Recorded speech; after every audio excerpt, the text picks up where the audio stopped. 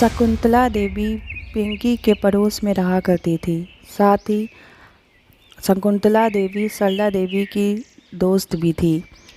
सरला देवी और शकुंतला देवी का नोक-झोंक हमेशा ही चलता ही रहता था। शकुंतला देवी ऐसे ही गुजर रही थी तो पिंकी से बात हो गया। जब शकुंतला देवी वहाँ से चली जाती है तो फिर सरला देवी पिंकी के पास आती है। अरे पिंकी बहू, शकुंतला देवी क्या कह रही थी? उनकी बात बिल्कुल मत माना करो, वो ऐसे ही झूठ बोला करती है। पर माँ जी, वो तो कह रही थी कि आप बहुत अच्छी है। ओहो हो, अच्छा अच्छा, मुझे लगा कि मेरी बुराई कर रही होगी। अरे सरला, जल्दी करो। कौवों को दाने भी तो डालने हैं, गायों को खाना भी तो खिलाना है। जल्दी छत पे चलते हैं, कौवों को दाने डालते हैं, तभी तो हमारे पितर खुश होंगे। हाँ जी, मैं आती हूँ, बस हो गया है। अच्छा सुनो, माँ बाबूजी के लिए ठीक से खाना तो तुमने बना दिया है ना? हाँ जी, वो भी बन गया है, आप बिल्कुल परेशान मत होइए। माँ बाबूजी देखिएगा बहुत खुश हो जाएंगे। पिंकी ये सब देख करके बहुत ही आश्चर्य रहा करती थी। आखिर माँ बाबूजी इतना डरे हुए क्यों रहते हैं? वो छत पे जाती है और देखती है उसके सास ससुर कौवों को दाना खिला रहे होते हैं। वेट कर रहे होते हैं कि कब तक कौवे आएंगे और वो दाना चखेंगे, पर कौवे आते नहीं हैं। करते करते शाम हो जाती है। वहाँ पे और सारे पंछी तो आ गए होते हैं, पर कौवे का वेट वो लोग शाम तक कर रहे होते हैं। पिंकी यह देखती है कि उसके सास ससुर घर में नीचे उतर गए होते हैं और वो बहुत थके हुए होते हैं।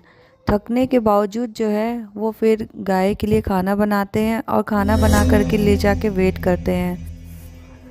बाहर खड़े होकर सरला देवी और ससुर गाय के आने का वेट कर रहे होते हैं।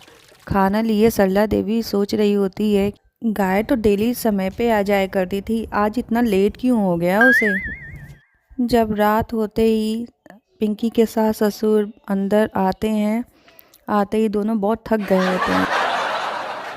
अरे बहू, जल्दी से थोड़ा चाय बना देना। ऐसा चाय बनाना ताकि तन बदन झूमने लग जाए। पिंकी को मस्ती सूझती है, फिर वो जवाब देती है, पर माँ जी, हमारे यहाँ तो गाय का दूध आता है, ना कि नागिन का। तन बदन झूमने लगेगा। पिंकी के सास ससुर पिंकी को आश्चर्यचकित होकर देखने लग जाते हैं।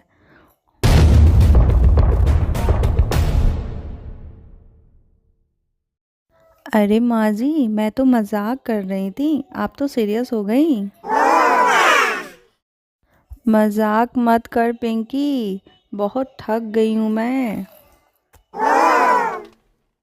ठीक है माँ जी, मैं अभी चाय ले आती हूँ आप दोनों के लिए।